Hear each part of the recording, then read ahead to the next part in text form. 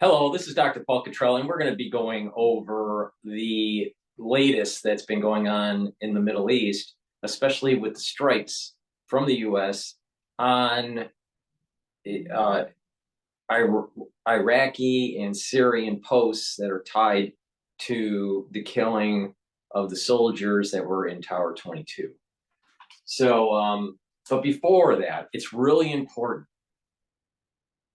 to subscribe to my channel so you can get the latest and greatest on international policy. All right, so we're going to start with the Muppet Show and the Swedish chef. So we understand foreign policy. I am sure that the people that you listen to on YouTube don't do such an in-depth analysis of international affairs as Dr. Paul Cottrell does on PNN. So let's start with the Muppet Show.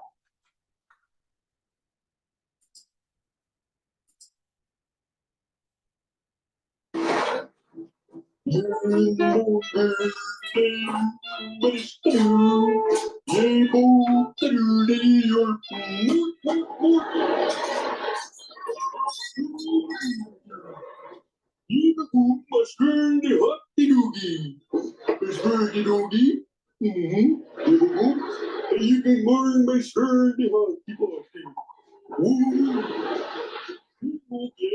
He who boom the sturdy doggy into the party.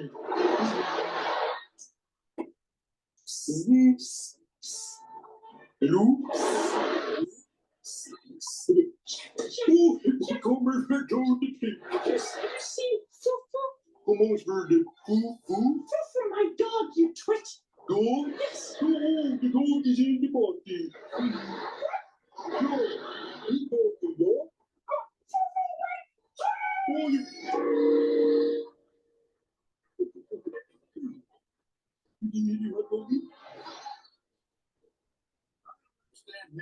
Why didn't he go back to what he was doing before he became a chef? What was that? Nothing. You won't get as important of a in-depth analysis on international affairs as you just saw there. That's how our Pentagon works, like the Swedish chef on the Muppet Show.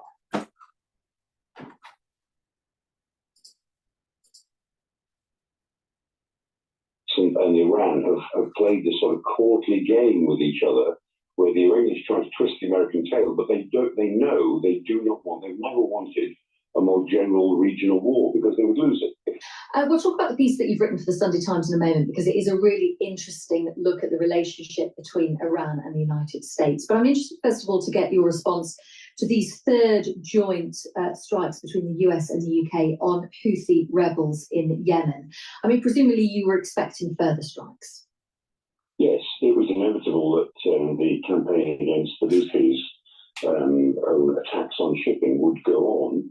Whether they'll be successful or not, they do seem to have had a sort of containment role, because the Houthis have not launched the sort of attacks that they might have and they would have liked to. So I would have expected that to go on. It's interesting that Britain is having not very much to do with attacks in Iraq and Syria. The campaign of the United States against Iran directly, the thing that started a couple of months ago. So Britain is in for the joint campaign against Houthis closing the Red Sea, but not sharing the broader campaign at the moment anyway, against Iranian-inspired attacks against American forces. Do you think the US strategy is right at the moment? I'm not sure there's anything else they can do. Certainly in terms of the Houthis, you can't allow a group like the Houthis simply to hold the world economy to ransom for the next 2 or 3 years, which is what they would do if no action was taken. In the action that the United States is taking against Iranian proxies in Iraq and Syria, again, they're responding to the fact that they've been attacked more than 170 times now since the 7th of October. And they feel as if they have My name is Lulu LaFortune. I'm a furniture designer in Los Angeles, and for the last 5 years, Squarespace has helped me seamlessly build my business. And they feel as if they have to do something. There's no scope for negotiation in this. Although negotiations are going on all the time, they can't only rely on negotiation because the Iranians simply say these attacks are nothing to do with us, they're all to do with Gaza, we have no control over these groups. And the Americans say, look, that isn't true. We know that's not true. Don't try and tell us it's true. And so they feel, I think, that they have no alternative. I mean, Biden certainly doesn't want to do this. I mean, Biden needs this crisis in an election year like a hole in the head. But he has almost no other alternatives at the moment other than to try military pressure and then go back to diplomacy. So it's a mix. It's not as if he's not being diplomatic, but he needs some sort of military pressure to convince the Iranians that this will only get worse for them unless they rein in the people who are attacking American forces. We keep being told this isn't an escalation, but obviously we've now seen strikes in Iraq, in Syria, in Yemen.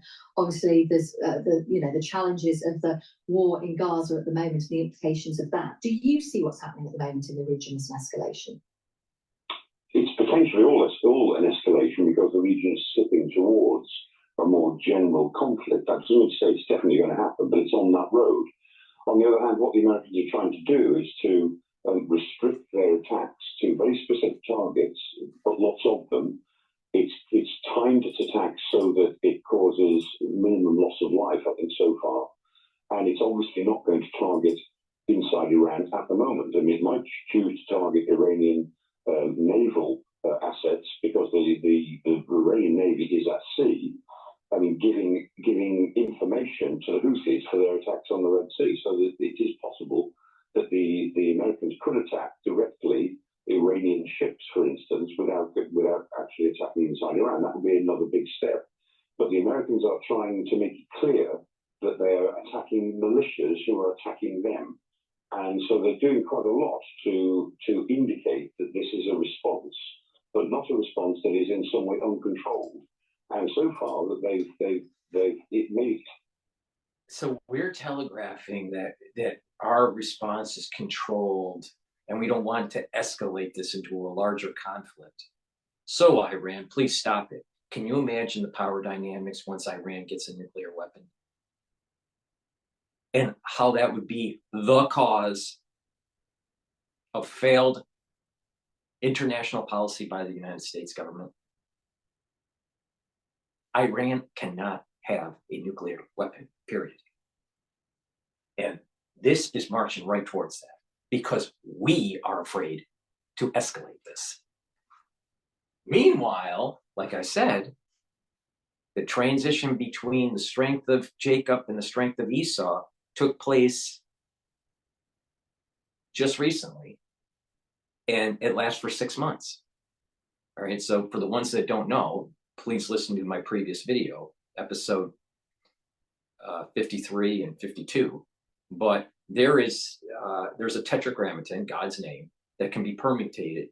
The permutations can be 12 different ways. And the name represents each month, but it also represents the first 12 hours of the day starting at midnight. All right. Tu B'Shvat, which was a holiday that just took place, was the resetting of these permutations of the tetragrammaton of God's name.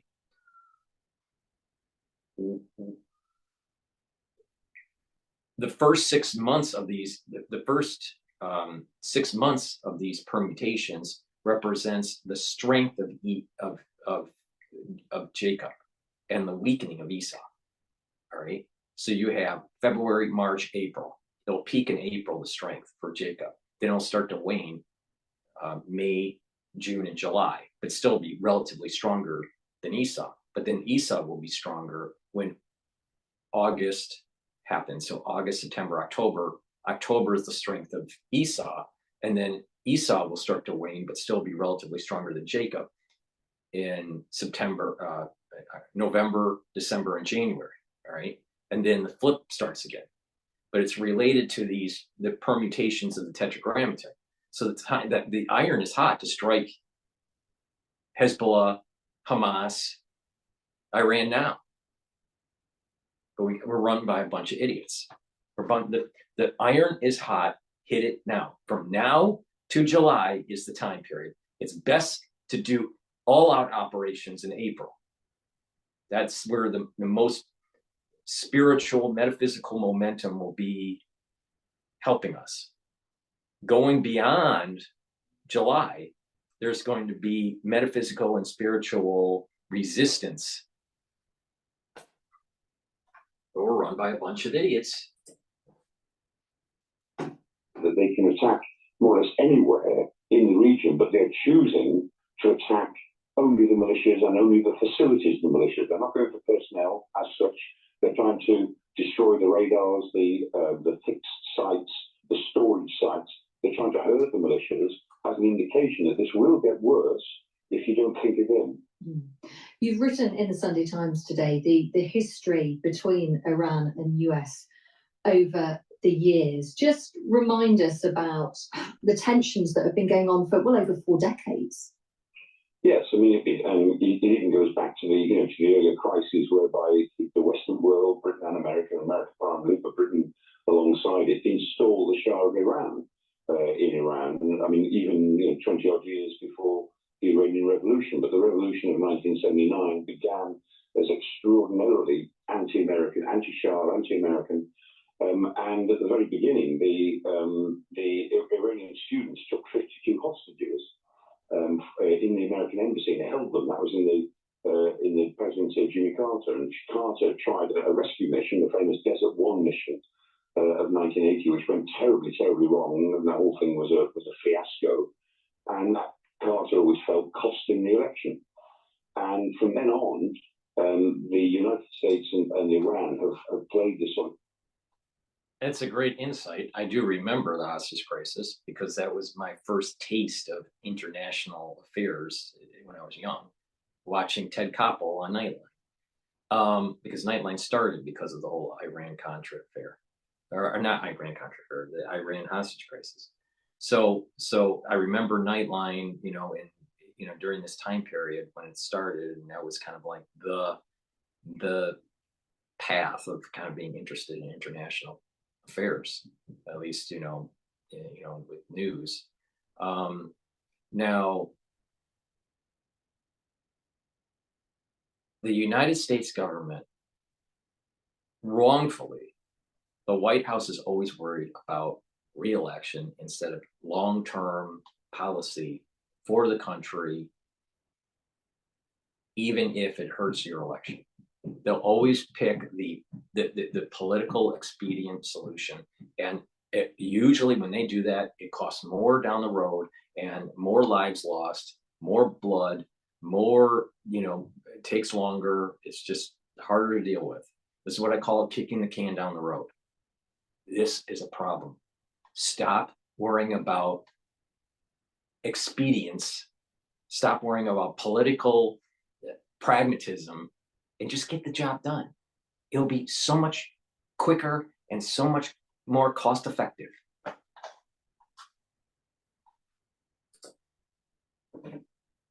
Orderly game with each other, where the Iranians try to twist the American tail, but they know they do not want, they've never wanted a more general regional war because they would lose it if they ever went into a regional war. They almost came to grief in the Iraq-Iran war, which is not still with the United States, but the Iranians were defending themselves against Saddam Hussein, who attacked them just a few months within a year of the Iranian Revolution of 1979. But 1980, he launched an attack on Iran, a smaller country, of course, Iraq. But that war killed over 800, almost 900,000 people over a course of 8 years. And that shocked the Iranian regime. And they've always been wary of general war because of that. But equally, they can't resist the idea that they can, as it were, tweak America's tail. They can fight a war, a sort of guerrilla terrorist war across the region in order to develop their own influence. And it also suits to some extent, doesn't it? What about the news conferences that were going on in October and early November? How Hezbollah and the Iranian spokespeople were saying that we have such a surprise for you. Now, I'm sure that they have more in store than just the drone attacks that have hit almost 170 times since October 16th or whatever it was. But Iran and Hezbollah and the spokesperson for Hamas has stated that there is going to be a surprise if the United States gets involved. All right, what is that surprise? All right, Iran has telegraphed aggression. Now it's time to kick ass. And I've noticed that, for the last 24 hours, as I'm watching this stuff, I haven't heard anyone's, mentioning about these spokespeople from Hamas, Hezbollah, and Iran telegraphing to the world that the United States, should be worried if they get involved, and that there's going to be a surprise.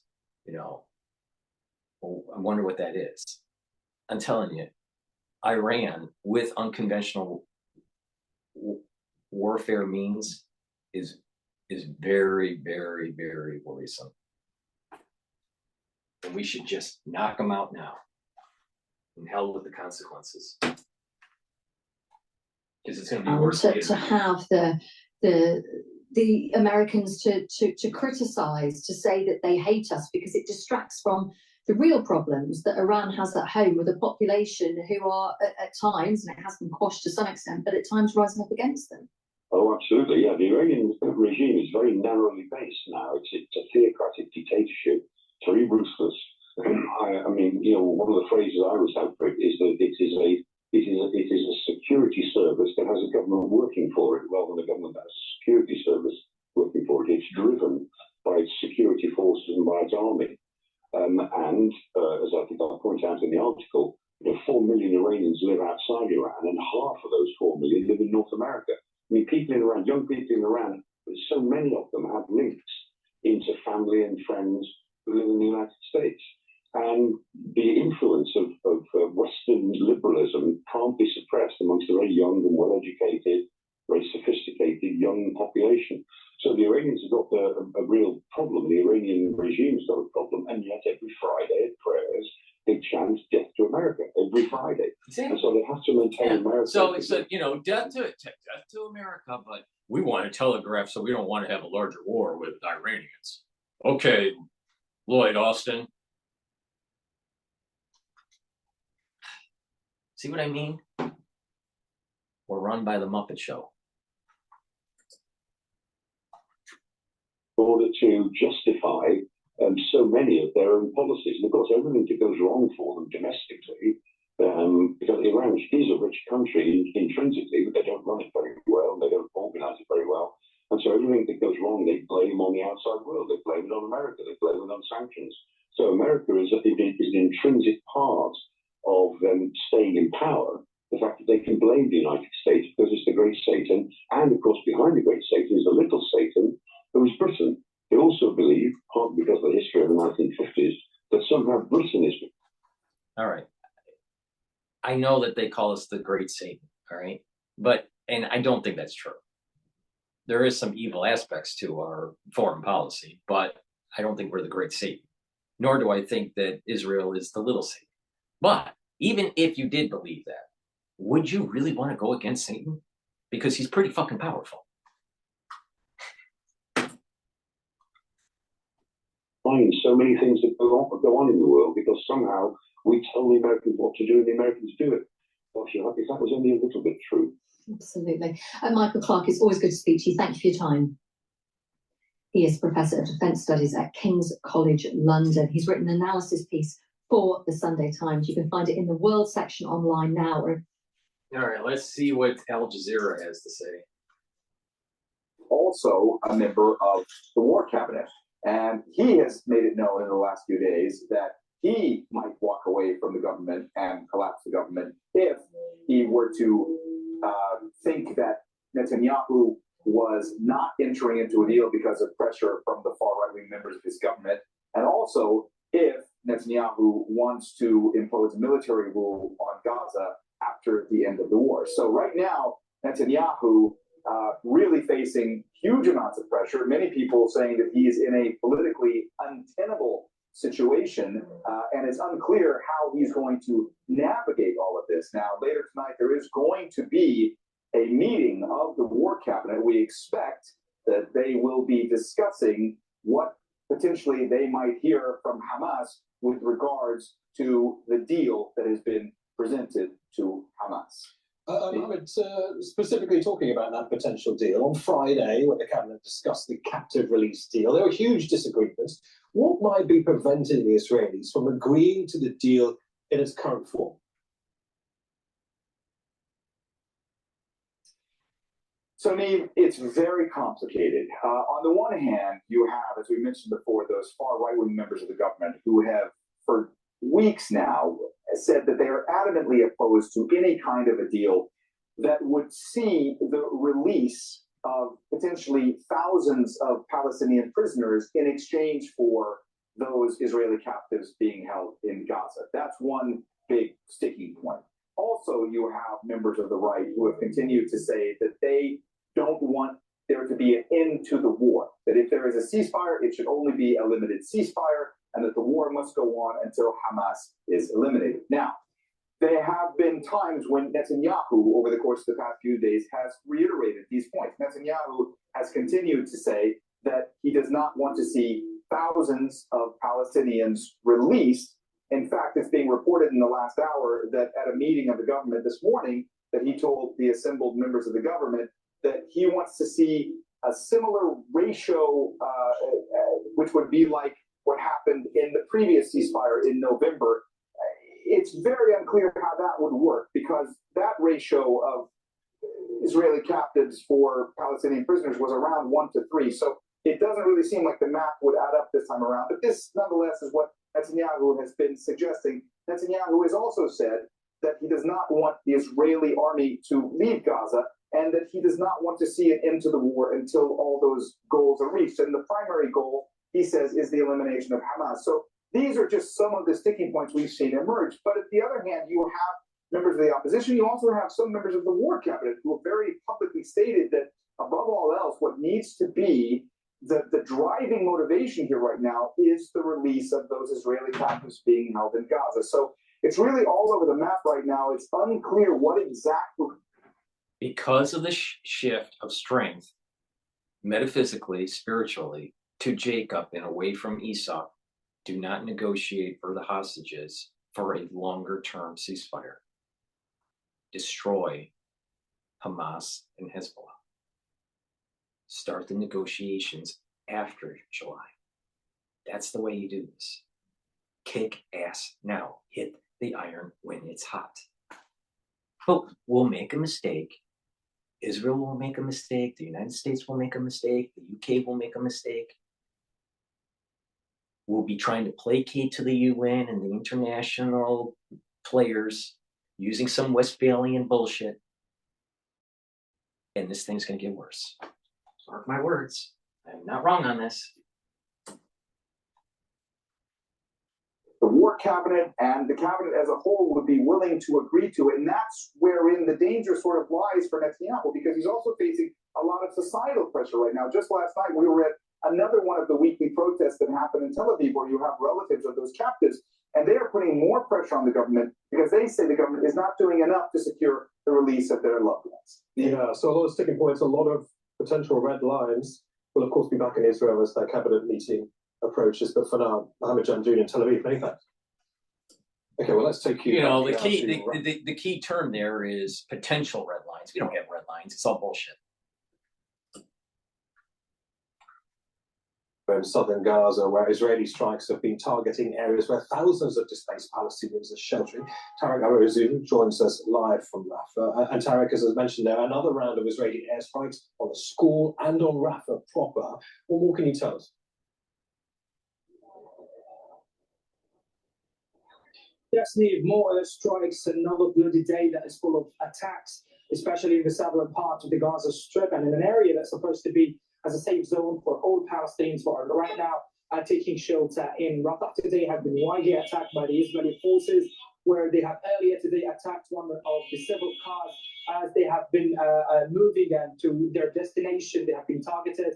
The entire car was set to fire, and different injuries among Palestinian people have been transported to a major hospital for treatment. And this is not the only attack, by the way, today. We have been seeing a very gradual increase of military strikes on the eastern part of Rafah. Now, this area is supposed to be the main area that there's going to be any possible military ground inclusion. Now, I've been seeing more airstrikes against residential buildings and agricultural farmlands in the southern part of Gaza. And the situation, in fact, even also in Khan Yunis, has been exacerbating as confrontations there on the... Notice, how Al Jazeera is like, they only accentuate the collateral damage. They never, ever, ever tell you and how many Hamas combatants have been targeted or killed or wounded. I'll tell you, the bias with these international news organizations is amazing. And you see it on both sides, all right? But it's really prevalent with Al Jazeera. All right. They take full control over the city of Khan Yunis, the second largest city in the territory. And Tarek, that is the picture, as you say, in the south. But what about the situation in the north now, especially around Gaza City? Yes, the northern part of Gaza Strip witnesses more complication in terms of the humanitarian and medical situation, and also the security one, especially that the Israeli forces had renewed having clashing and fighting with the Palestinian fighters there, despite the previous announcement that they managed to militarily control the city there. But we have been seeing more compact fighting and close contact fighting between the Palestinian fighters and the Israeli soldiers in the key central neighborhoods of Gaza City. As people there, as we have been contacting them, we have been told that battles there are raging and people are unable to walk in a very free way in the streets of Gaza City, simply because the Israeli military is using the quadcopter drones to attack people who are walking on the streets, despite the unprecedented deterioration and health crisis that unfolding the majority of sectors inside the northern part of Gaza. As eyewitnesses there on the ground have been saying, that there is an accelerated rate of blowing up of residential buildings in northern Gaza, where the Israeli forces are blowing up all residential houses in areas of operations as a part of the corrosive systematic environment that had been created in the northern part of Gaza, which completely makes the life there uninhabitable. An accelerated rate of destruction. Tarek, many thanks for that. Tarek Abu Azir, live for us in Rafah. Now, Israeli forces have targeted an area in southern Lebanon where a funeral was taking place for two fighters of the Amal armed group. Hundreds were attending the funeral in the town of Blida, where an Israeli missile hit near the cemetery. The two fighters were killed in an Israeli strike on Friday. The Amal group is allied with Hezbollah, but hasn't announced any attack on Israel since cross-border violence began 4 months ago. Houthi fighters have pledged to respond after the US and the UK carried out another wave of airstrikes in Yemen. The US-led coalition says it hit 36 targets and 13 locations. The Houthis say sites in 6 provinces were hit, including the capital, Sana'a. The coalition says... We have the most techy, the most high sophisticated weaponry on the planet, the most firepower on the planet, and we can't control this choke point in the Red Sea. That's because we have failed leaders in the Pentagon and the White House. And that's why I say that our foreign policy is like the Muppet Show. Send a clear message to the Iran-backed group condemning its attacks on ships in the Red Sea. The Houthis' military spokesperson says these strikes will not deter them from supporting Palestinians in Gaza. On Friday, the US conducted dozens of airstrikes on Iraq and Syria, targeting groups linked to Iran. Mohammed Al-Athab has more from the Yemeni capital, Sana'a. The military spokesperson for the Houthi Al-Salah group, Brigadier General Yahya Syria, announced today Sunday that the American-British coalition carried out 48 airstrikes over the past hours, targeting several Yemeni governorates. According to Syria statements, the airstrikes targeted the capital Sana'a and the governorates of Sana'a. Also, they have targeted Hodeidah, Ta'az, Al-Baida, Hajja, and Saada. Syria explained that the 13 airstrikes targeted the capital Sana'a and its governorates. Also, 9 airstrikes targeted Hodeidah, 11 strikes targeted Ta'az, 7 airstrikes targeted Al-Baida, and also another 7 airstrikes targeted Hajja, in addition to 1 airstrike on the eastern side of Saada. Syria affirmed that these airstrikes will not deter them from supporting the Palestinian people in Gaza, stressing that they will not explosions in Iraq and Syria overnight. Today, the US strikes, according to his words, in response to these airstrikes, which Houthi leader Ali al-Fahoud described as an open war. A Houthi political council, also member of the political council, Mohammed al-Bukhayki, warned that the American-British escalation will be met with another escalation from their side. He stressed that these airstrikes will not deter them as well from continuing to support Gaza until the Israeli aggression ends and the siege is lifted. The group states in its statements that its decision supported by hundreds of thousands of Yemenis who come out weekly and daily to call for more operations and even to demand opening land crossings to reach the occupied territories to support their brothers there in Gaza against what they describe as Israeli genocide against people of Gaza and Palestine. Funerals have taken place in Baghdad for the victims of those US airstrikes in Iraq. The government declared 3 days of mourning after at least 16 people, including civilians, were killed. The US airstrikes were in response to a drone attack that killed 3 American soldiers in Jordan last week. The leader of okay, so what we're going to do is we're going to drop into Times Radio. I wanted to get this was published 2 days ago. Influence in neighboring states. In Iraq, probably if you ask me, what's the most powerful state in Iraq today, I would say Iran. What's the most powerful state in Syria today is Iran. What's the most powerful state in Lebanon is Iran. In Yemen as well.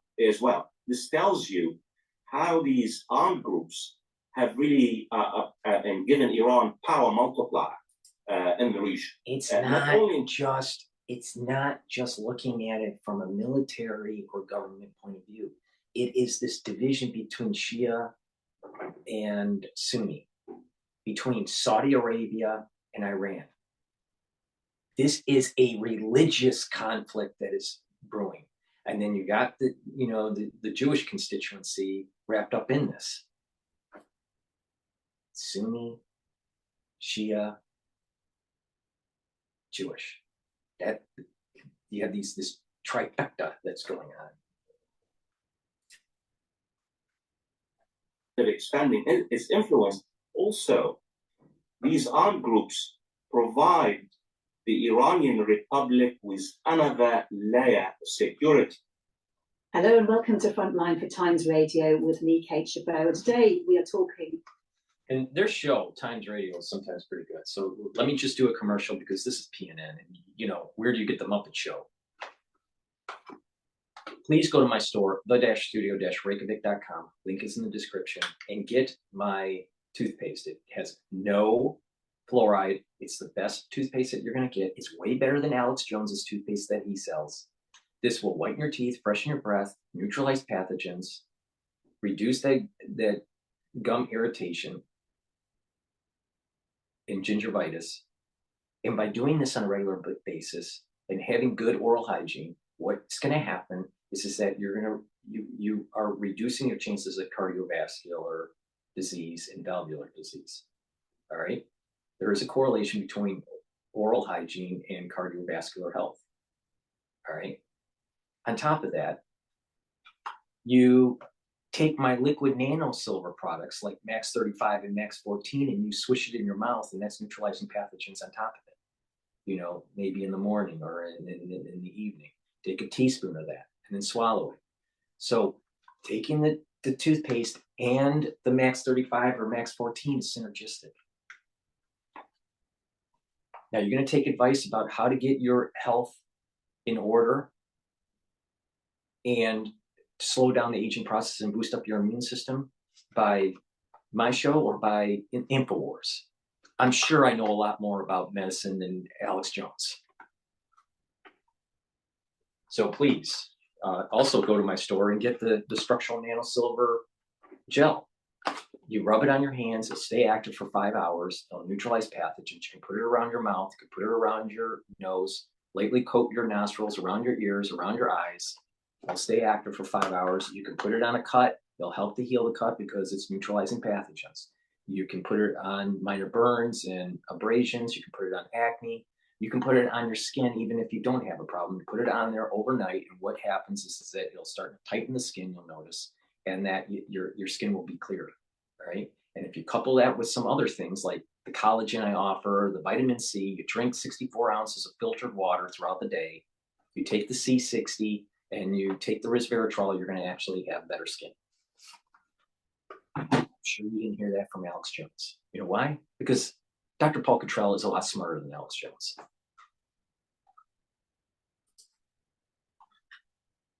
To Fawaz Gerges, Professor of International Relations at the London School of Economics and Political Science.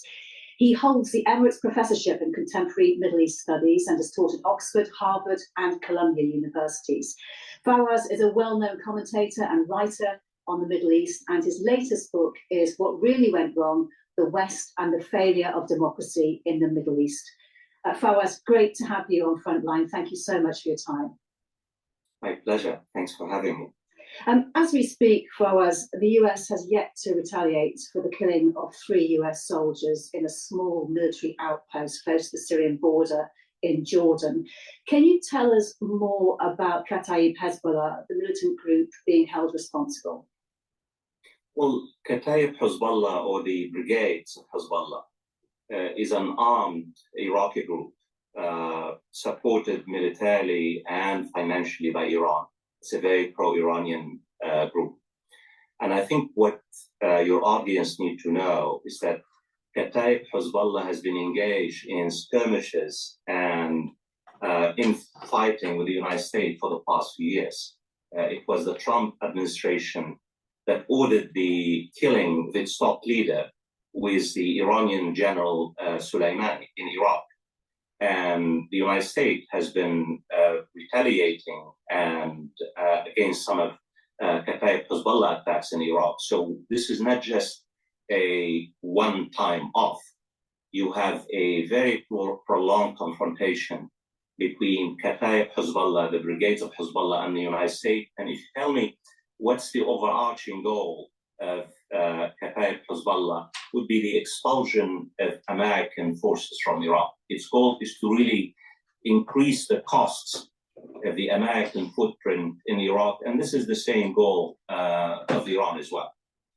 Yeah, I'll ask you a little bit more about the killing, that assassination, a little later on, but just wanted to ask you a little bit more.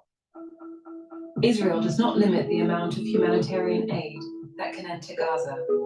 Since Hamas attacked Israel on October 7th, over 10,000 trucks of humanitarian aid have entered Gaza, carrying almost 123,000 tons of food, hundreds of water trucks, 14,000 tons of medical supplies.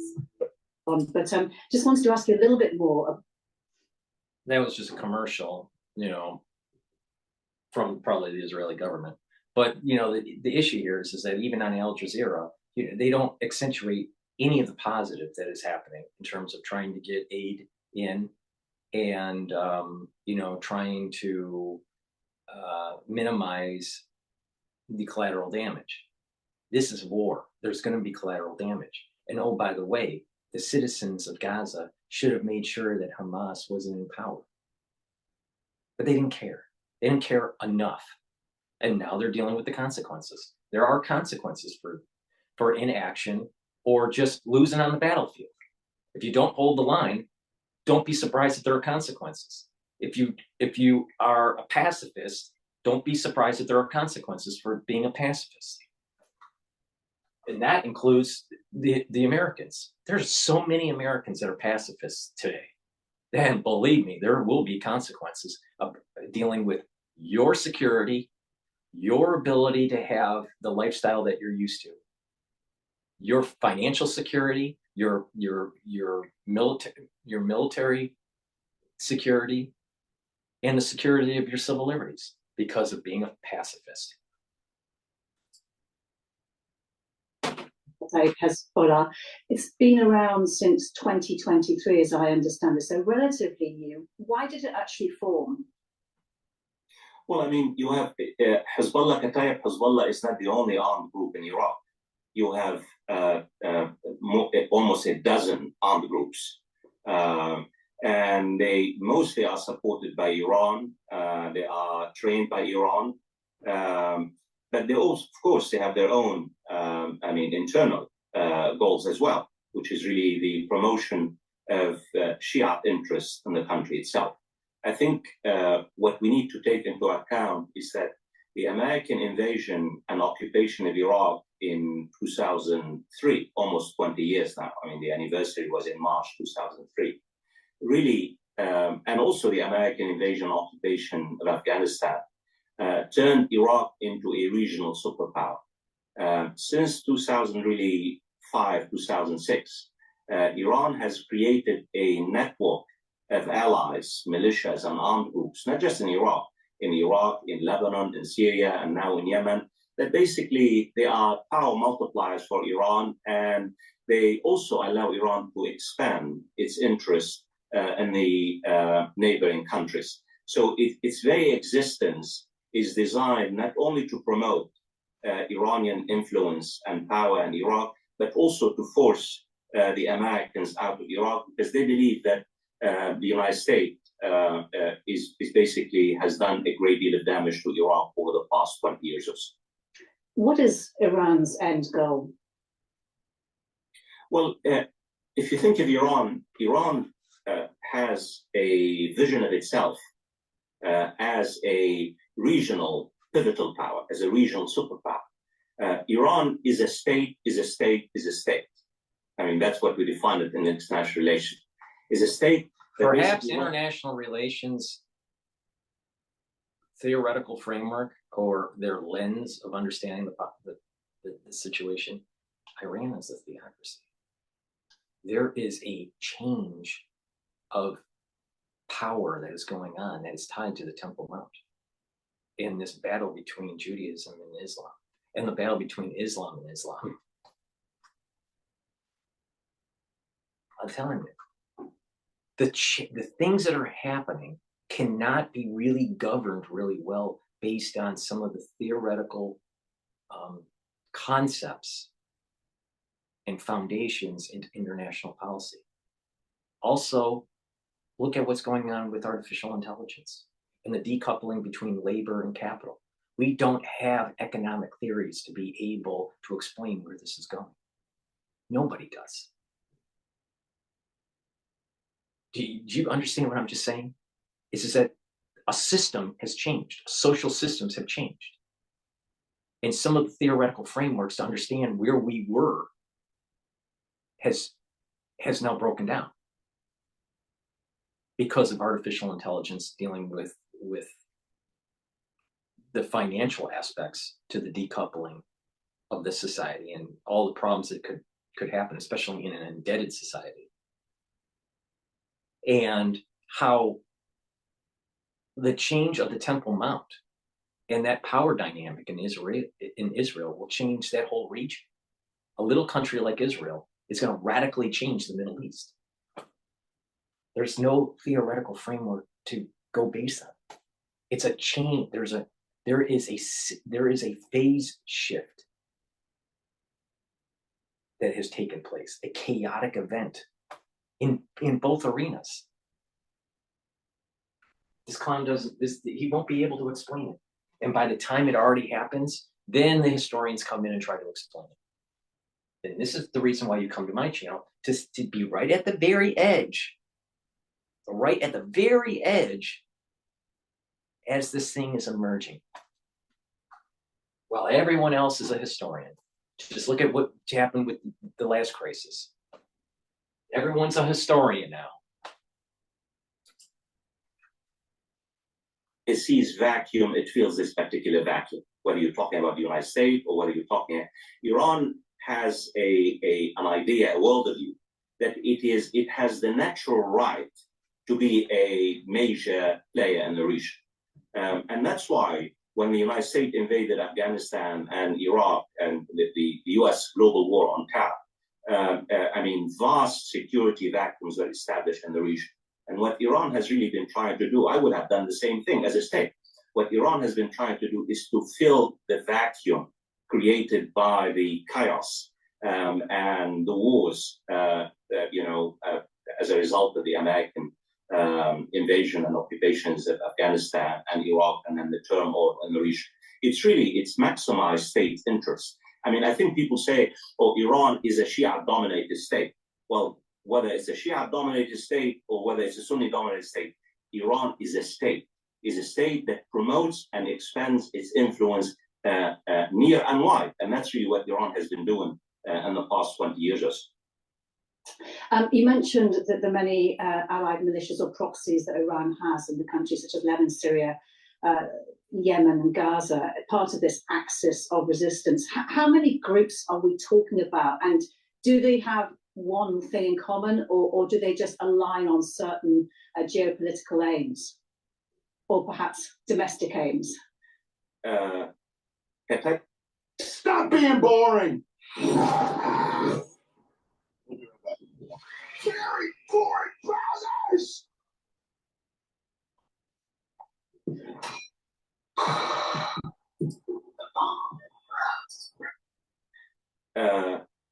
Kataib Hezbollah released a statement in the past 24 hours. And the statement says that, in fact, Iran has been trying to persuade Kataib Hezbollah not to escalate the confrontation with the United States in Iran. The report released by the Kataib Hezbollah, what they're trying to say is that while they are pro-Iranians, while they are armed and supported by Iran, they have their own interests, their own worldview, their own goals. And I think what I'm trying to say is that if we look at Hezbollah in Lebanon and Kataib Hezbollah in Iraq and the Houthis in Yemen, and we think somehow they take direct order from Iran, this is misleading. This is false. In fact, the leader of Hezbollah in Lebanon, which really helps to train and guide Kataib Hezbollah in Iraq, has made it very clear. He has repeatedly said there is no centralized decision-making. The so-called axis of resistance in Lebanon, in Syria, in Iraq, in Yemen, they don't take direct orders from Iran. They coordinate, they consult, but at the end of the day, they also have their own interests inside their countries. And in the report, released by the Kataib Hezbollah, in the past, 24 hours or so, it says, in fact, our brothers in Iran really do not really want to attack the Americans inside Iraq itself, but we basically have our own interests. And I'm paraphrasing and what the report says. And do you believe that statement? Look, I have no doubts in my mind, and I could be wrong, that even if the Iranian leadership tells the Houthis in Yemen or Hezbollah in Lebanon, don't show solidarity with the Palestinians, they would not listen to Iran. That is what we need to understand, and this is really the misleading narrative in the West, very superficial, I'm sorry to say, is that somehow we think that Iran calls the shots, that Iran orders Hezbollah in Lebanon or the Houthis in Yemen or Kataib Hezbollah to do its own bidding. That's not how it works. Iran has tremendous influence. Iran exercises considerable influence over its network of allies, armed groups. But at the end of the day, certain questions like Palestine and the war in Gaza resonate deeply, in Yemen, in Lebanon, in Iraq, in Syria, in Jordan, in Egypt. I mean, but what the big question is, you have weak, fragile states. So, I mean, think of what we're talking about, Kataib Hezbollah. You have been asking me for the past 5 minutes about Qatar, Hezbollah, and Iraq. You have not asked me a question, where is the Iraqi government? This is sadly, it's not a sovereign government. A government does not really have a monopoly on the use of force, as Max Weber, the German sociologist, would say, does not have any sovereignty. In fact, the Americans and the various armed groups in Iraq, they're fighting a war. Iraq, is a battlefield where the Iraqi state really is a passive actor. In fact, it was the Iraqi Prime Minister, As-Sudani. He met after, the attacks against the Americans in Jordan, and he told Qatar, Hezbollah, and the other groups, he would resign. He said he would resign unless they cease their attacks. He said, you're making a fool of me, a fool of Iraq. So I think it's a combination of pressure by As-Sudani, who's also part of the axis of resistance, politically, and Iran, that has brought about this recalibration about that Qatar, Hezbollah will no longer really target Americans in Iraq in the near future. And so far, as we're actually speaking, let's do another commercial for PNN. Please go to my store and get the liquid structural nanosilver to neutralize pathogens. You swish it in your mouth, you gargle with it, you swallow it. All right, it's synergistic with the toothpaste, and that way you're bringing down that pathogenic load. All right, so go to my store, get the Health Max 14 or Health Max 35, and take a teaspoon of it a day. If you're not feeling well, take a tablespoon or 2 a day. Should be part of your daily anti-aging protocol. Another part of your daily anti-aging protocol should be C60. I sell it in avocado oil and coconut oil, either in 2 ounce, 4 ounce, or 8 ounce configuration. You take a teaspoon of this a day, it'll soak up those free radicals. And by soaking up those free radicals, you're going to have less cellular damage, and you're going to have better mitochondrial health. You'll have more ATP, you'll have better activity within that cell, and you'll slow down the aging process. People literally age through rusting, all right, through oxidation, oxidative stress. All right, so please take my advice, go to my store, the-studio-reykjavik.com, and get the C60 to be able to soak up those free radicals. It's a very strong antioxidant. It's part of my anti-aging protocol. The last pillar of the 3-pillar system for the anti-aging protocol, the core of it, is to bring down inflammation. You do that by taking ashwagandha root. This will help to control your blood glucose levels and to bring down that inflammatory response at the vascular level. And in turmeric, which is known to bring down inflammation, but also is a strong antioxidant. So please take them together. All right, this is part of the 3rd pillar of my anti-aging protocol. Bring down inflammation, bring down the free radicals, and neutralize pathogens. All right, those together is the core of the anti-aging protocol. And then you add stuff to it, like the toothpaste and the probiotic. All right, I have a great probiotic. I have it in a capsule, which is this one. I also have it in a powder form by Boomer. Some people prefer the powder and mix it with their food. Some people prefer just the ease of just using a capsule. But either way, you need to get a good gut biome. By having a proper gut biome, what's going to happen is you're going to be able to absorb nutrients better. You're going to have more consistent stools, and you're going to have a better communication between your gut and your liver. There's a lot of metabolism that's taking place, and there's certain things that the bacteria in your gut do to help for your health. But if you have the wrong type of bacteria, or if you have the wrong percentage of certain types of bacteria, then you will start to have problems. So please take my advice, make sure that you eat properly, stay away from GMO, drink filtered water, and take a good probiotic. Now we're going to go back to the news. This is PNN covering The Muppet Show. Because they have suspended any tax and said they have done so. Just to go back to Iran's influence, though, I suppose one of the most useful things, though, for Iran is this plausible deniability that it can have.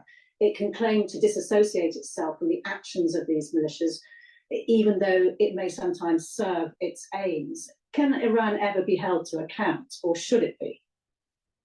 Well, first of all, Iran has made it very clear that they have no connection with the attack on the Americans in Jordan that killed 3 Americans and injured about 40 American soldiers. They said, we did not give the orders. Kataib Hezbollah said so as well, that I don't think Kataib Hezbollah took direct orders from Iran to attack the Americans. In fact, Iran has repeatedly, the supreme leader of Iran, Ali Khamenei, has repeatedly said he does not really want war with the Americans. The Americans, the intelligence assessment of the United States, the combined intelligence assessment, also has reached a conclusion that Iran does not really want war with the United States, that Iran is not really telling its allies, go and bomb the Americans. Yes. What Iran is trying to do, again, is to increase the costs for America's, preponderant blind support for Israel in Gaza. It wants a ceasefire in Gaza. They all want a ceasefire in Gaza. But they're trying to really open different fronts in order to really make life very difficult for the Americans. So at the end of the day, you ask me whether Iran can be held accountable. I mean, Iran provides the arms. Iran provides the training. Iran provides the money. But at the end of the day, it is the predicament in international relations. The US President Joe Biden now has to walk a fine line between retaliation and without escalation. A direct attack on Iran, as the Iranian leadership has made it very clear, would probably trigger retaliation by Iran against American bases, as it happened after President Trump assassinated General Soleimani, the second most important, powerful man in Iran. Yeah, that happened just over 4 years ago. The commander of the Islamic Revolutionary Guard Corps, he was described as the mastermind behind Iran's proxy armies. How did he build those? I mean, do you accept that? And how did he build those armies, and what effect did his death have? Very much. I mean, Soleimani... Hi, I'm Joy Gong. As a traditional Chinese medicine chef and food therapist, I love using Squarespace to share my recipes and wellness tips and to accept appointments. Very much. I mean, Soleimani literally, in Iran, he was seen as the second most important man after Ali Khamenei. Ali Khamenei is the supreme leader, is the commander-in-chief. And Soleimani really played a significant role, not only in guiding and training and funding. He himself took part in the fighting in Syria against ISIS, the Islamic State. I mean, he himself was, photographed on the battlefield. In fact, some of his lieutenants were terrified that he basically was too close to, the fire.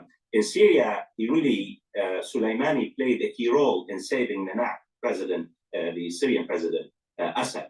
Soleimani played a major role in turning Hezbollah in Lebanon into a regional power. I mean, Hezbollah now is really not just a Lebanese militia. Hezbollah is a regional power, and also played a major role in creating and guiding and mentoring and arming and training the various armed groups in Iraq. His death left huge vacuum.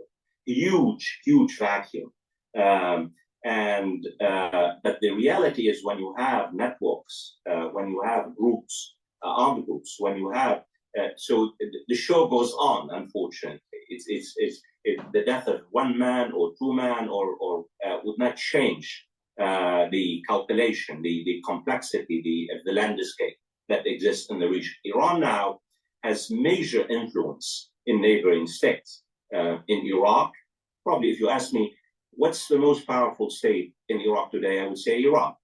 What's the most powerful state in Syria today? Is Iran. What's the most powerful state in Lebanon? Is Iran. In Yemen as well.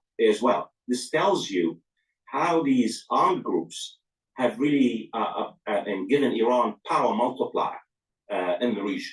Not only in terms of expanding its influence, also these armed groups provide the Iranian Republic with another layer of security.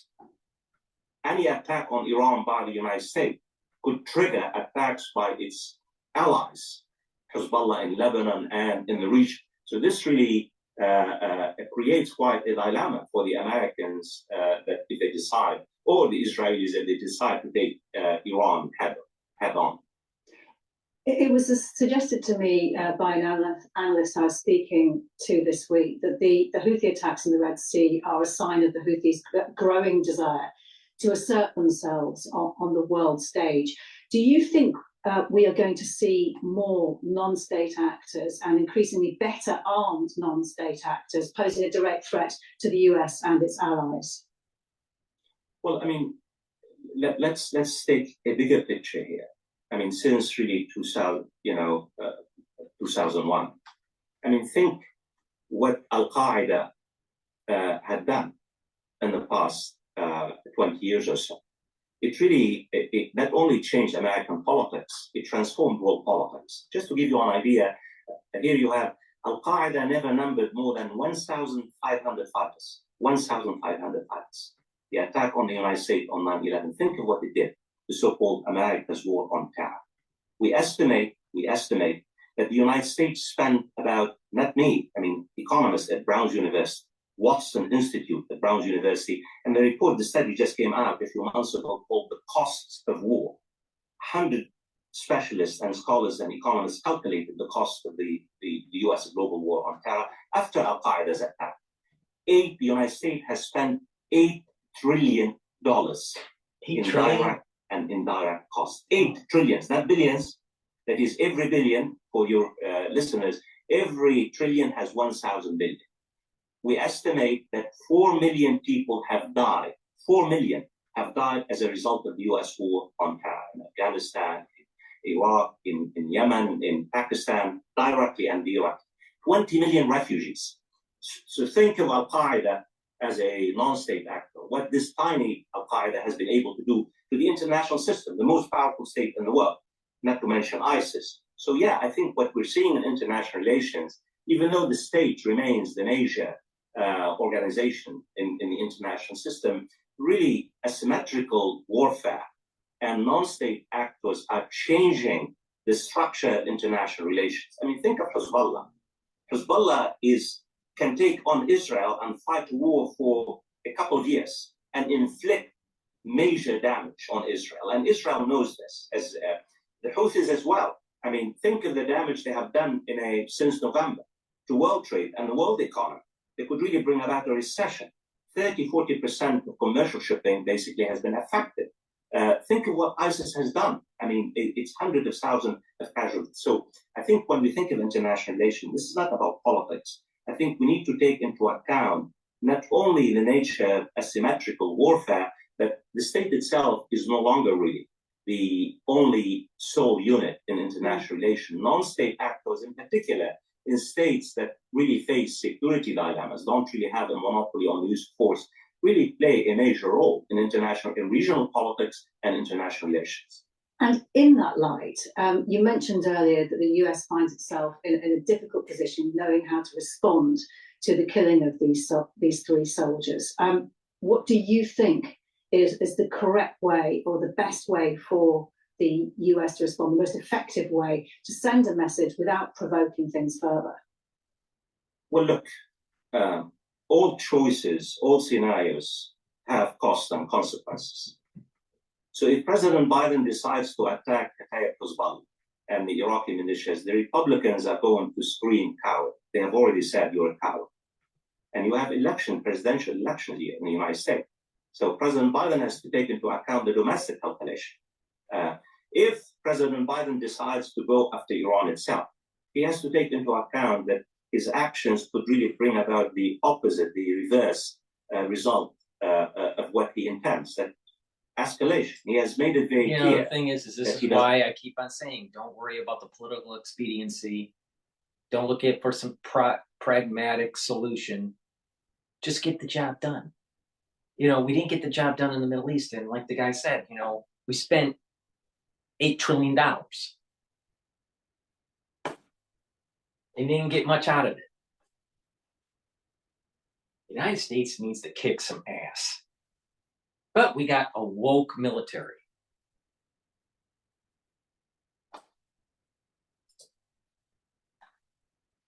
seek a wider war in the region. In fact, America's strategy since the 7th of October is to prevent the escalation, the expansion of the war in Gaza. I mean, if you ask me what needs to be done, to me as an academic and as a person, I really know exactly what needs to be done. If you want the escalation, everyone, even our Secretary of State, David Cameron, our Foreign Secretary, says we need the escalation. Okay, this is going to be. I'm going to let him talk, but I'm willing to bet he's going to use some sort of Westphalian logic to try to de-escalate this. Important action. What's the most important decision that all of us could do to bring about the escalation? Not another attack on the Houthis, not 10 attacks against Qatar Hezbollah. It's simply trying to get a ceasefire, a peace ceasefire, a permanent ceasefire in Gaza, trying to end the catastrophic humanitarian situation that's unfolding in Gaza. Hardly any one of us talks about this anymore. The most important action that freezes all the conflicts in the region is basically bring about an end to the war in Gaza. Think about the word they use, freeze. It doesn't mean eliminate. Freeze the conflict. It doesn't eliminate the conflict. It freezes it. But eventually something will thaw out and eventually it will ramp up again. This is what happened in 2006. This is what happened in 2009. This is what happened in 2016. And this is what happened on October 7th. The Israelis didn't go full out. Now, there are many reasons why. Internal politics, politics with the United States. Obama wasn't willing to support. We have a problem. And you can't just freeze it so it can thaw out again. It is eliminate the problem. And that means an all-out war and a rebalancing of that area. It's going to be a strengthening of Saudi Arabia, the destruction of Iran, the destruction of Hezbollah, the destruction of Hamas, the expulsion of Palestinians from the West Bank, the territory of Israel growing into the West Bank and in the northern front, into parts of Syria and in parts of Lebanon, and parts of Jordan. That's when this is going to reset. And it won't be a freeze anymore. It will be a new era. And this is where this whole Westphalian idea is, well, we're going to have to slow down the conflict because we're just going to have to, legitimize the Palestinians' claim to the land. Even though this isn't about really land, it's more about this whole religious tension between Jacob and Esau, the children of Israel, and many parts of the Islamic world. This is the battle. This is the big battle royale. And Westphalian politics just tries to put a lid on it, try to freeze it, and hope that down the road we'll have a better solution. But each time it gets worse. Each time more killing. Each time it's more expensive. Time to get it over with now. No freezing. Just burn it all up.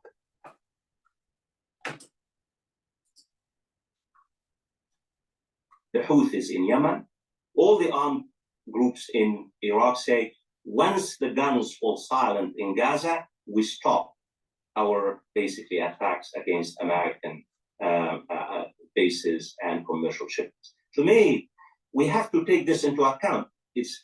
When we talk about choices, we should not all think like groupthink. Oh, what military action can we take to establish deterrence or to re-establish deterrence? Deterrence has failed. The United States strategy of deterrence has failed. The Houthis continue to attack. In fact, in the past 24 hours, dozens of attacks have taken place in Yemen and the Red Sea. American ships and American bases continue to be attacked. There is an open front between Hezbollah in Lebanon and Israel that could really escalate into another major front. So what can be done? I think this is why the Britain roles. I'm really happy that David Cameron is back I am, because he's an adult. He's not polemical. He's not rhetorical. He's not an ideologue, a demagogue like some people I'm not going to mention. He knows what needs to be done. And what needs to be done is not only focus on, I mean, I don't like the term sustainable ceasefire because it does not really go far enough for me. I want a permanent sustainable ceasefire seems awfully like freeze the situation. Because of the politics, because I'm concerned about, as you know, now the number of Palestinians killed so far now is 27,000 Palestinians today, and 66,000 injured. Not to mention, you have 1.9, actually 2 million Palestinians who are displaced. I mean, mass displacement of Palestinians. If you ask me, and I really say it based on what I know, even 50 American attacks, even 100 American attacks against the Houthis and Kataib Hezbollah and Hezbollah in Lebanon will not bring about de-escalation. In fact, it will bring about escalation rather than de-escalation. So the question, the choice facing the US president is not easy at all. And I'm glad I'm not part of his team, because his team is agonizing over how to respond, how to reestablish the deterrence that has failed. And who knows, Fawaz, the situation between Gaza and Israel may not be resolved when we have a new US president, and that could be Donald Trump. Before we go to Donald Trump,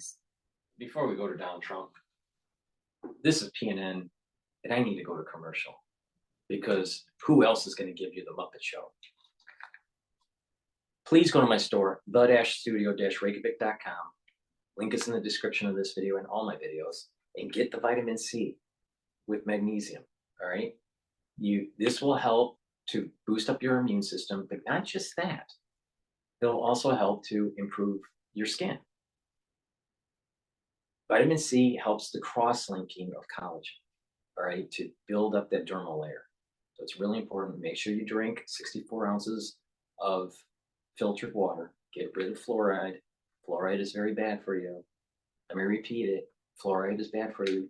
Drink filtered water and take vitamin C. If you're not feeling well, take a double dose of it. Resveratrol. It's also a strong antioxidant, and it'll get rid of senescent cells. It's part of the anti-aging protocol. Please go to my store and get the resveratrol. I also have Clarity Factor. Clarity Factor will help you focus at work, focus on schooling if you're in school, and even if you're retired, to improve your cognitive ability, take Clarity Factor. Why? Because what that will do is it'll help to get those neurons firing. And when you have firing neurons, you're going to have better dendritic connections, and you're going to have better memory, and your speed of thinking and your cognition will be quicker and more robust. Take Clarity Factor every day. I take it twice a day, actually. I take it in the morning and in the mid-afternoon. But take it every day as part of an anti-aging protocol so you can focus, right? It will get rid of that brain fog, and it'll keep those dendritic connections. And it's synergistic with C60, because C60 soaks up the free radicals that are in your neurons and improve your mitochondrial health. The mitochondrial health in your neurons produces the ATP to be able to release those neurotransmitters. If you have less ATP, you have less neurotransmission, and then the dendrites start to recede, and hence you age mentally. Take Clarity Factor, take C60, and it's going to slow down that loss of mental acuity. All right? Take my advice, follow my protocol, and you're going to see major benefits in a very short amount of time. And it's compounding. If you do this over time, you're going to notice that there are added benefits, this compounding effect. And you look at yourself that's on this protocol versus someone that's not, and you're aging slower versus the person that's not on the protocol. And you'll have more energy, you'll be healthier, you'll be more vibrant. It's about proper supplementation, proper diet, proper exercise, proper balancing, and challenging your brain, getting the proper sleep. I have a supplement on my store called Good Night Formula. You take Goodnight formula every day, and what will happen is you'll go into this 3-cycle REM sleep. By going into 3-cycle REM sleep, you're going to be more well rested when you wake up. You're going to have consolidation of memory, so your memory will improve. You'll have more mental acuity, and not just that, you're going to be detoxifying your body better. Take my advice or don't take my advice. It's up to you. But I have some very, very high quality concepts that if you follow and you purchase the very high quality supplements that I have, you're going to be doing better. And also take my D3, my vitamin D3. It helps to absorb calcium, but not just that, it is a gene expression cofactor. You need vitamin D for proper cellular gene expression. If you're low on D3, you're not going to have the cellular gene expression that you need. Not just that, if you have an infected cell, it will help with the apoptosis. So please make sure you take vitamin D3 every day. I take it twice a day. I take it in the morning, I take it at night. Each soft gel is 5,000 units. So I'm taking 10,000 units a day. You know, some people take a little bit more than that based on their BMI, but the bottom line here is that taking D3 is really important for your health. Back to the news in the Muppet Show. Whatever had happened had he been president now, under his presidency, he said Iran was broken under his control. Even before the assassination of Qasem Soleimani, there was a very dangerous escalatory moment under his watch, though, in 2019, when this US drone was shot down the Strait of Hormuz, and he ordered, then called off at last minute, as we understand it, a strike against Iran, followed by an attack on Saudi Arabia, on an oil facilities there, attributed to the Yemeni Houthis. It does go to show, though, how easily things can escalate. Very, very much. Look, You probably know Vistaprint for business cards, but did you know we also print that, and that, and that, and that too? Yep. very, very much. Look, I'm very critical of President Biden's policy, especially his blind support for Benjamin Netanyahu, because we know who's Benjamin Netanyahu. Benjamin Netanyahu is all about Benjamin Netanyahu. Benjamin Netanyahu has spent his political career trying to veto and undermine and destroy the notion of Palestinian state. You can be a corrupted politician like Benjamin Netanyahu, and I'm sure he's a U.S. asset. You know, I wouldn't be surprised. I mean, there's that Harvard connection, and there's there's, I believe, an MIT connection too. But there's definitely, he's an asset. But it's beyond that. It's about having the right person in the position to be able to stop a catastrophe from happening, even if that individual may not be, lily white. All right. Benjamin Netanyahu is probably the only president that Israel will have to be able to get the job done and make sure that Iran doesn't get a nuclear weapon. That means real war with Iran.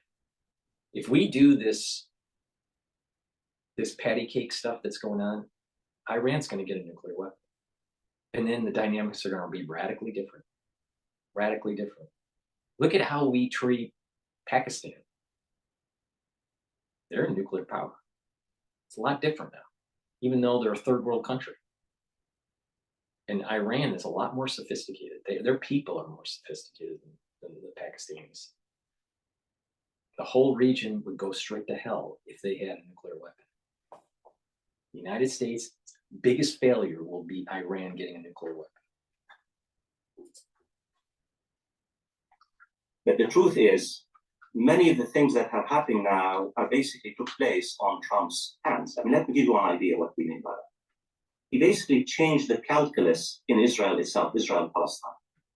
President Trump occupied East Jerusalem on a silver platter to Benjamin Netanyahu. President Trump legalized illegal Jewish settlements in Palestinian lands. President Trump. See, it keeps exited. on going back to not accepting the fact of this is a religious war. You can't deal with this from a Westphalian perspective. You can't look at this from, some sort of 100-year contemporary history. This is thousands of years that's been brewing here. And it's a battle between Esau and Jacob. Let them battle it out.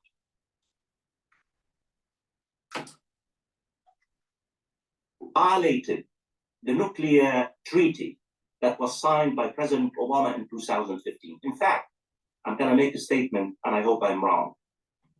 President Trump will historically be remembered as the president who allowed Iran to become a nuclear power.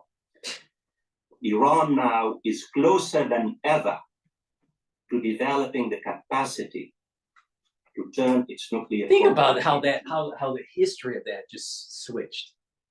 It was the Trump administration that was more forceful with sanctions to prevent them from having a nuclear weapon. It was the Biden administration that took those sanctions off the table and allowed for money to flow back into Iran, especially with the oil trade. They eased up on the Biden administration eased up on Iran, and now we had October 7th. We didn't have October 7th during the Trump administration because we had heavy sanctions on them. It was the Biden administration and the Obama administration that created a sweetheart deal where there was a lot of corruption with this whole Iran and the United States. And it'll take years for us to unravel that. This guy, Professor Gerges, is saying that the instability in the region is because of the occupation, the settler occupation, and the prevention of the two-state solution and all this. No, it was the money being allowed to flow back into Iran for them to be able to project their power in the Middle East and also ease up on the restrictions for uranium enrichment. That's why they're going to move towards a nuclear power. And they're not that far away. And that happened under Obama's administration and Biden's administration, not Trump's administration. It was under Trump's administration where there was this Abrahamic Accord agreement to be able to create a more peaceful region. But it's aligned with the Saudis, not aligned with the Iranians. See? This is Islam versus Islam and Islam versus Judaism.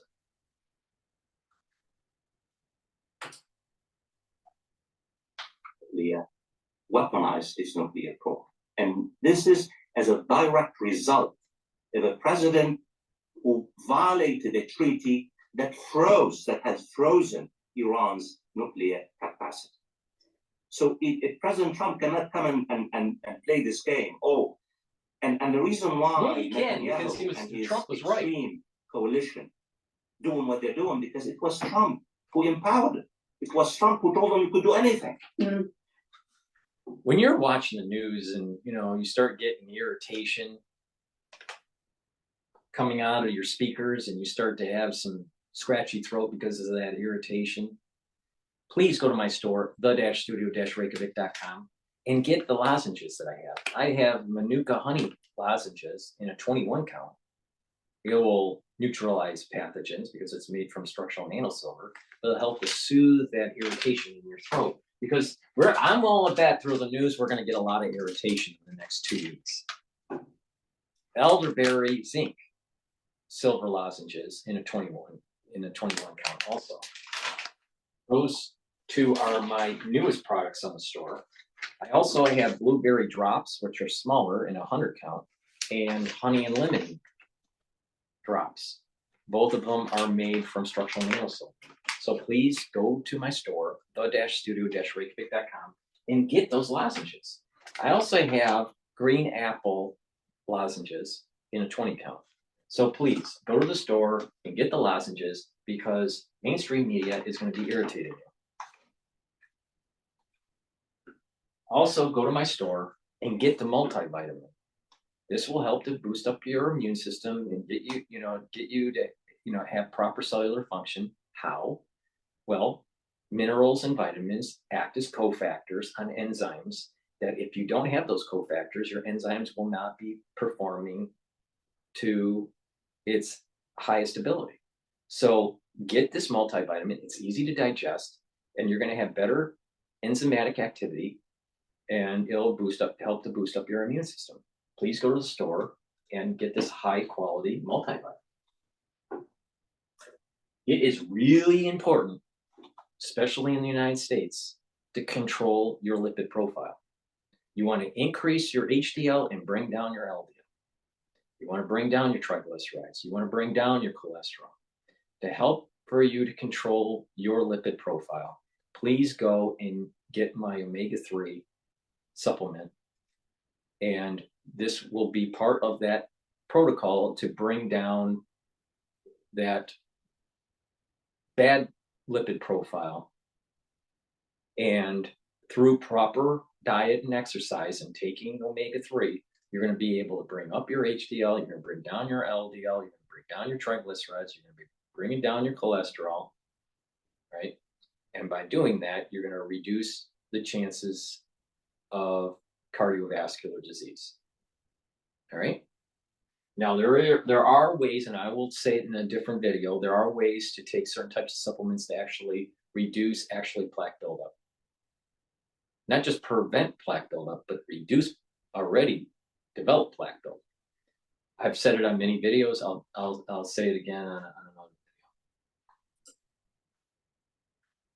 video. And for us on the stalled nuclear deal, Iran nuclear deal, the Biden administration had sought to restore that agreement. Talks have stalled on both sides. They've stopped, but they're stopping short of saying that they've actually failed. You said you hope you're wrong, but you think that Iran will become a nuclear power. Do you think, is that now looking very likely? And how soon do you think that could be?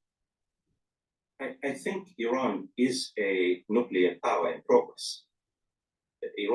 All Iran has to do is to make a decision to weaponize its nuclear program. It's a matter of weeks. And the big point I'm trying to make is that President Trump played a decisive role in allowing Iran to say, look, you violated the treaty, and I'm going to enrich uranium to a higher degree. And Iran has been doing so. And look, from an analytical point of view, I see always you put yourself in your in Iranians' shoe. If I were an Iranian leader, that's exactly what I would do. And Iran is a state. You think that the Iranians are, the theocracy of Iran, are logical game theory actors, agents? Absolutely not. This is a religious battle that is happening. This guy is way off the mark on this. This ain't Vietnam, dude. This is totally different. Totally different. This is not the Western allies against the Nazis. This is not some war with China. This is not some war with Japan. This is something radically different.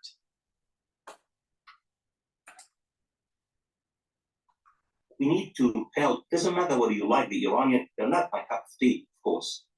But Iran is a state that is, people think that, oh, look at the clerics, they have been expanding their power. People don't realize that Iran was more aggressive, more interventionist under the Shah. It was the Shah of Iran who started the nuclear program. It was the Shah of Iran who basically captured 3 United Arab Emirates islands. The Shah of Iran anointed himself with the American help as the sheriff of the Gulf. So when we think of Iran, I want your audience to think of Iran not in terms of the clerics. I want your audience to think of Iran as a state that has a vision, a worldview itself as a great power.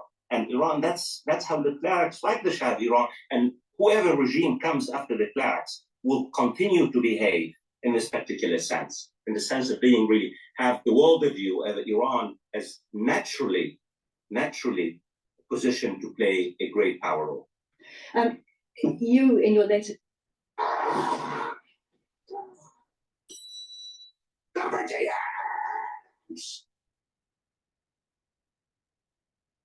At Cisco, we believe if we can imagine it, we can make it possible. In 2015, our newly appointed you, in your latest book, you argue that the instability in the contemporary Middle East has been brought about partly by post-war US leaders getting it wrong, that they should have allowed more autonomy to develop, countries to develop their own political and economic status. Given what we can see at the moment happening in the Middle East, what do you think is at stake exactly? And how do you think that what you describe as mistakes of the past can be recalibrated to preserve a more stable future? I mean, look, we're talking about Iran, right? We've been talking about Iran for half an hour.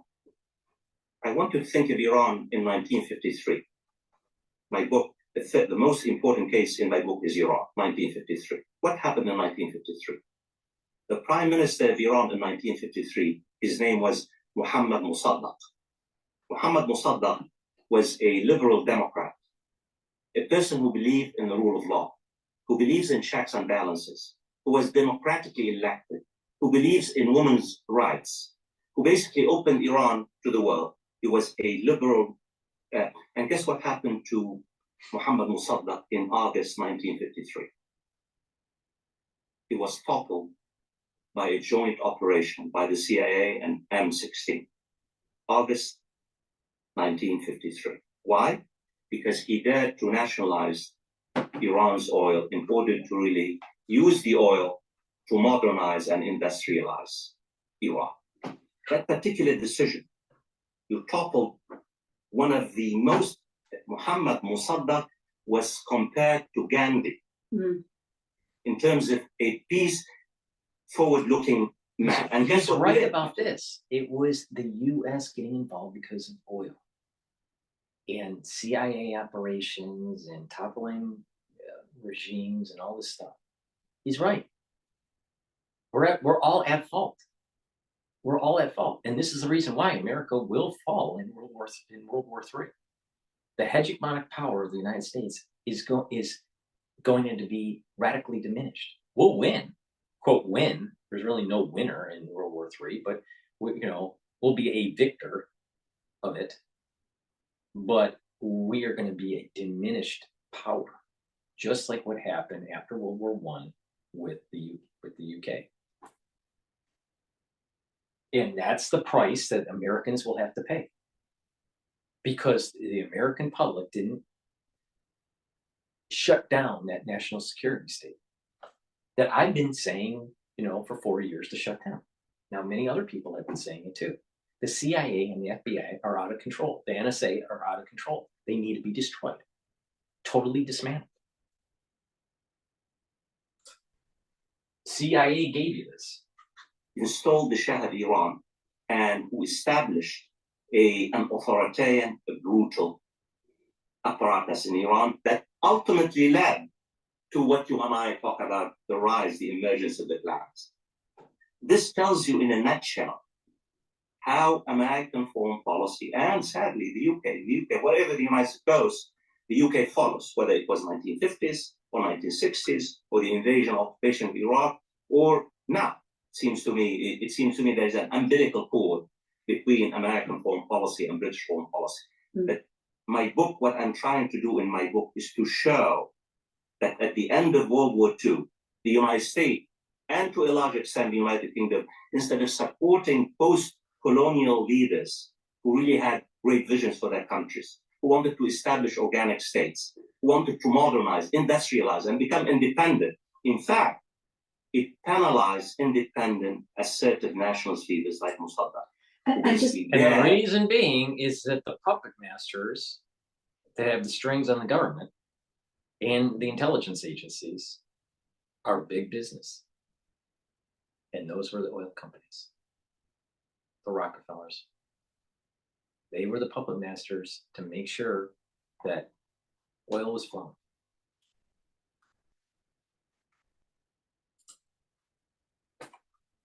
You think the unthinkable. And just to put the current situation into context for us, finally, the US Secretary of State, Antony Blinken, says the Middle East faces its most dangerous conditions in 50 years. It's described its situation as incredibly volatile. How do you see it? I mean, if you ask me, I've been teaching the modern Middle East for decades.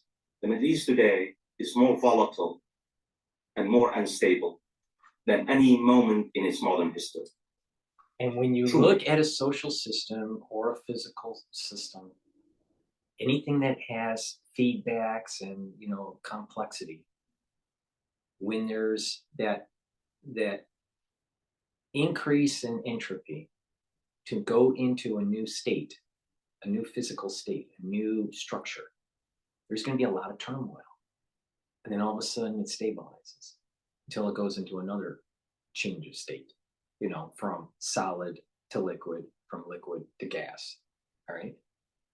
So we're seeing in the Middle East that there's a change of the system. Now I'm telling you, you don't have to agree with me, but I'm not wrong.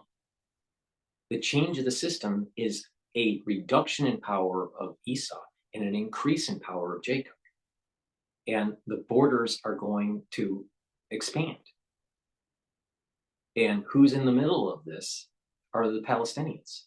They don't have the right to the land. They will get Gaza. They're not going to be getting the West Bank. And oh, by the way, Israel is going to get bigger. It's going to have parts of the Sinai Peninsula from Egypt, and it's going to get parts of Jordan. And it's going to get parts of Lebanon and parts of Syria. So there's going to be a slight expansion of Israel. And the Dome of the Rock is going to be coming down. The Temple Mount's going to be rebuilt. And all this is going to create this turmoil. But it's not that it's wrong for it to happen. What people like him need to realize is that the foreign policy theories are going to break down, because the foreign policy theories only work in a certain range of history and a certain range of stability, and this and rational actors concept. We're dealing with something that is very biblical, something that's very metaphysical, something that's Kabbalistic, something that's been brewing for thousands of years. And I don't care which international relations school you went, either in Cambridge or Tufts or Harvard or wherever, it doesn't matter. All of their theories are wrong. And this is the way it's going to play out. And there's going to be a lot of blood and destruction. Tinderbox. It takes a spark to ignite a wider regional conflict. What we need is real de-escalation. And I hope, and I pray that Cameron, Secretary Cameron, would really translate his, rhetoric in the past a few weeks into reality by taking independent action based on British interests, and does not really follow exactly what the Americans, always want the United Kingdom to do. My hope is for real de-escalation, ending the war in Gaza, having an international conference, recognizing a Palestinian state, welcoming a Palestinian state to the United Nations, two states living side by side in peace, an Israeli state and a Palestinian state on the West Bank and Gaza, with occupied East Jerusalem as its capital. West Bank and Gaza, and its capital being Jerusalem. See, they want to create the situation where the biblical borders don't go back to Israel, and that the Temple Mount doesn't go back to Israel. I'm telling you, this isn't that the Muslims aren't going to get what they want. And the more they kick and scream like a little kid, the more blood and destruction will ensue. Mark my words. Mark my words. Please go to my store, the-studio-reykjavik.com, and get the structural nanosilver soaps, because there's going to be so much blood that's being spilled in the Middle East. It's going to be all over the place, and you're going to have to wash your hands because, you know, since the 1953, the CIA created an operation that set this whole thing in motion with Iran going nuclear. Please get my structural nanosilver soaps. They're very high quality, and you know, they're in different scents. This one is in peppermint. This one is in charcoal tea tree. And I have also lavender and oatmeal. And I have one other a store that I can't remember which one it is. And that will help to neutralize pathogens, and they're extremely high quality, all right? So please go to the store and get the structural nanosilver soaps. And I partnered up with Rainbow Herbals, and we've created these deodorant bars, either in citrus or in peppermint, tea tree, lavender. It's for males and females. You use it every day as a deodorant, but because it's made from essential oils from the Himalayas, extremely high quality ingredients that are all natural. There's no aluminum in it. It's all natural from the Himalayas. What you want out of this bar is not only does it act as a deodorant, but it will help to detoxify your body. So please go to the store and get a couple of these deodorant bars to help to support your health and to get a high quality deodorant. So go to the store, the-studio-reykjavik.com, and either get the citrus deodorant or the peppermint lavender tea tree deodorant for males and females. I also have created medical lecture series. It's on pulmonology, and I have created these 22 PDF files, and each PDF file of slides has a lecture to it that I explain that content. The 4 lectures that have been published so far for the module have been embryology, anatomy for the pulmonary system, hemoglobin, and pulmonary physiology. There's going to be 22 total lectures within that module. That module costs $50. So go to the store under classes and purchase the $50 pulmonology module. You'll get emailed to you a password for you to be able to log in, so you have access to the lectures that have been released. Each lecture has a slide deck that you can download that is in a PDF. And then you can see the video on my website. So please go to my store, purchase the pulmonary module, this pulmonology module, for $50, and you will have access to 22 PDF files and 22 lectures. Not all the lectures have been released. I will release a lecture a day, all right, all the way up to 22 lectures. And then once that's done, then I'm going to be going and doing another module on infectious diseases. So please, this way, the reason why to do it is a couple reasons. One, this concept of citizen scientists. So you get more educated, so you can be able to discern what is being said in the mainstream media based on the knowledge that you're learning about medicine and science. All right.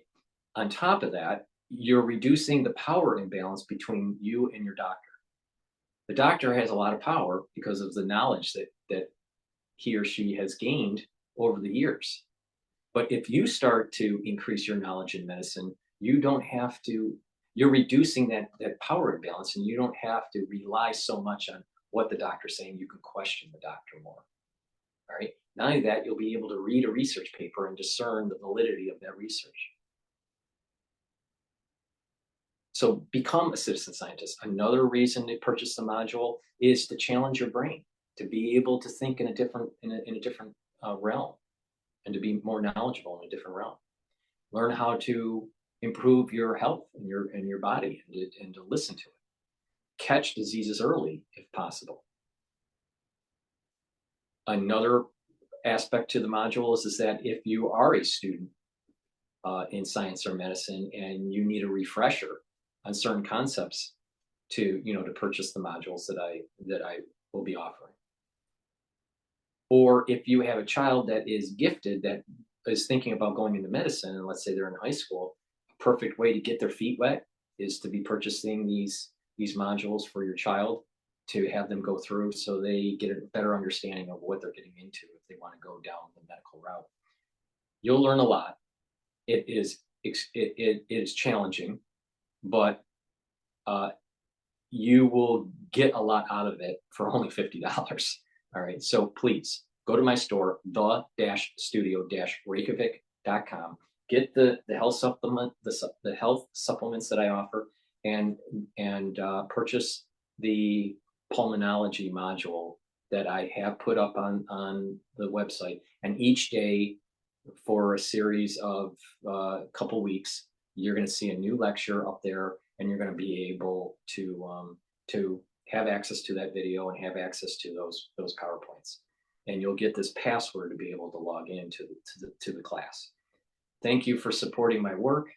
And let me just finish what they were going to say here, and then we'll close it down for P&N. By side in peace, genuine reconciliation between the Jewish community in Israel and the Palestinian Arab community in Palestine. It's been great speaking to you. Thank you so much for your time. Thank you for having me. You've been watching Frontline for Times Radio. So thank you for listening. I'll do another show.